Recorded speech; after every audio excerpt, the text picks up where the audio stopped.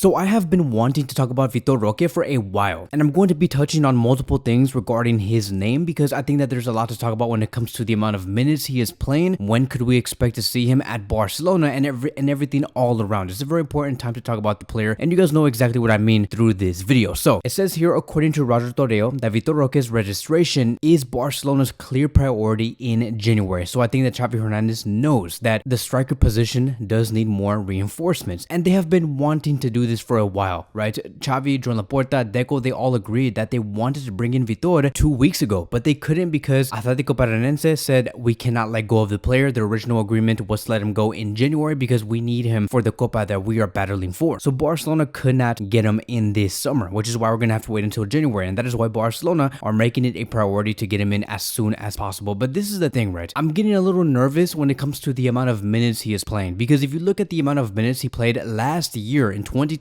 he was playing non-stop, and then in 2023 he had like 1 month of break, and then he went back to playing football in February, and he's going to continue to play football until like maybe the end of November. And then when we get to December or January, this is where again things get very nerve-wracking because the Brazilian squad is calling his name. It says here, according to Roger Torreo, that although Brazil may intend to call up Vitor Roque for the pre-Olympics that will be played in January, Barcelona are not obligated to seed him because their games don't appear on the FIFA calendar. Barcelona want to incorporate Roque in January. And so look, it does seem like Vitor is going to have to play football after he does finish his season with Atlético Paranaense and play through January. And then you're going to tell me that after January he's going to go to Barcelona finally and then continue to play football? So you're going to have him play from February all the way until the end of November of 2023, have him play another tournament with Brazil in January, and then go to Barcelona 3 to 4 weeks later, maybe most likely by the end of January, with little to no rest, right? And then you go all the way until May with Vitor playing all of those minutes in matches, and then possibly in the summer Vitor could be even included into the Brazilian national team because of the progress that he has been making with Barcelona and the amount of goals that he could potentially score with Barcelona. Of course, the Brazilian national team are going to want to call him up, and then after that he's going to have to go through preseason with Barcelona again because Xavi Hernandez demands him to do that to get the squad together as fully as possible. It's just that, you know, like you see how these things are like amounting to like just one big chaos. Like Vitor is participating in everything that he could possibly participate in, and that's very unhealthy. A lot of this is reminding me about Pedri's situation back in 2020 and 2021 when he was playing for the Champions League, La Liga, the Copa del Rey. Then he got called up to the Euros, then the Olympics for Spain, and then he went on for the friendlies of Barcelona, went through the preseason for Barcelona, went through many other La Liga games at Barcelona, and then that's where he got injured, and then Pedri had to be out for about 5 to 6 months, and then he continues to get re-injured. I don't want the same thing to happen with Vitor because right now it seems like he is headed towards that direction. So what I would love to happen would be for Vitor to finish his season in Brazil all the way until November, go to Barcelona, rest for about 6 to 7 weeks, don't even go to the pre-Olympic matches or whatever he does need to play for, and then once Barcelona get back into the season, which is the second half of this season, you have Vitor only play 1 out of every 3 games that Barcelona do play and not have him play too many games. Now look, I understand, right? I understand that Vitor is coming in with a lot of fire. He has a lot of determination, and of course, you know, there is always going to be that debate about, you know, Barcelona using the player in every match because we need more young energy in the front 3. We don't need Lewandowski. You know, everybody's saying that Lewandowski is too stiff, that he's not good enough anymore. I think that Lewandowski will still deliver. It's just that, you know, I understand why people would want to see Vitor because he's Brazilian, he's young, maybe he might possibly become one of the best players in the world if he is used correctly and he's 100% focused. And so I get it. There's always going to be that debate. So we'll see how Xavi Hernandez does manage this situation and what he does call for and what he wants Deco and Joan Laporta to tell to Atlético Paranaense, to Vitor himself, the agent, in terms of handling his minutes, because it could get very, very scary really quick. And so I also do want to talk about another thing regarding Vitor. It is his performances. I think that Vitor has been so good. This is the reason why there is going to be a debate that Vitor should be playing in every game, because right now in 2023 he has 20 goals and 8 assists. That is amazing. If we put that into perspective, Real Madrid's Endrick, a player that everybody said was going to be the best Brazilian striker in Brazil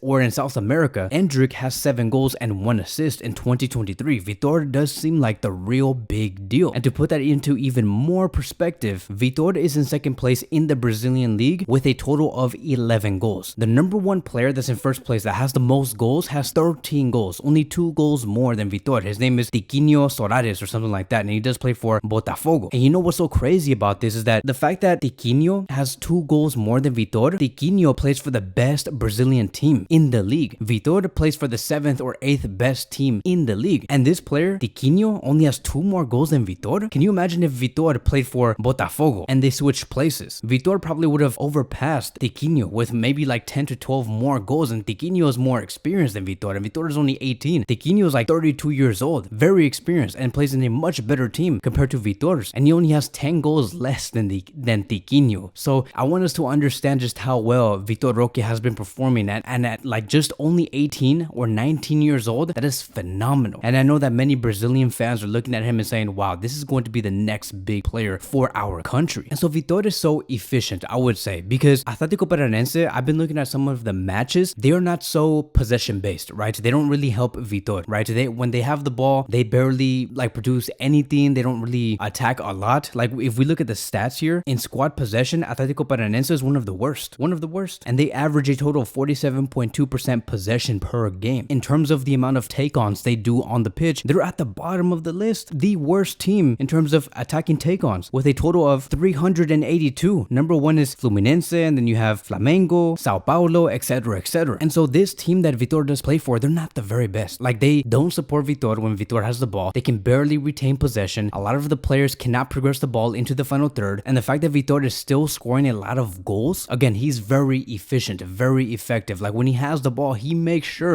that there is at least a 75% chance that they're gonna score. And going back to his total goals for 2023, I want to go into more detail. And so currently he is directly involved in a goal every 111 minutes. And again, just at 18 years old to be doing stuff like that, he's having a great year. I feel like in a way he's feeling the pressure of Barcelona as he does perform for Atlético Paranaense, because he knows that Barcelona is looking at him and he wants them to know, right? He wants Barcelona to know that they chose the right player and that he is here and ready to take football to the next level, right? He's here on a serious note. And so he is top talent. And I think that when you bring Vitor to Barcelona, a team that does give you more creativity, a team that does give you more support, when you have the ball, you become something else. You take that next step. And that is what I hope Vitor does get from Pedri, Gavi, Frankie, Gundogan, Ferran Torres, Rafinha, and Lamine Yamal. And even with Alejandro Balde, I hope that they all fully support Vitor and just make Vitor say, wow, like this is such a different vibe. Like the amount of support that I get, I always feel like I'm right next to one of my teammates when I have the ball in the field. What a way to play football. I want Vitor to go to Barcelona and feel inspired every time he has possession of the ball, to score as many goals as possible and to come in with a lot of energy, because that would also reignite the Camp Nou and more specifically the fans. So one of the front threes that I would like to see in the second half of the season when Vitor does join is Rafinha, Vitor, and Joao Felix. And for one big reason, they have the brotherhood, right? They're all basically like brothers, and I feel like they would really enjoy playing with one another, especially with Rafinha and Vitor. We'll see what type of chemistry they can all build. I would also like to see a front three of Lamine Yamal, Vitor, and Ferran Torres on the left, or Joao Felix on the left. You can do so many things. I just cannot wait to see how he does evolve, because he's already currently evolving.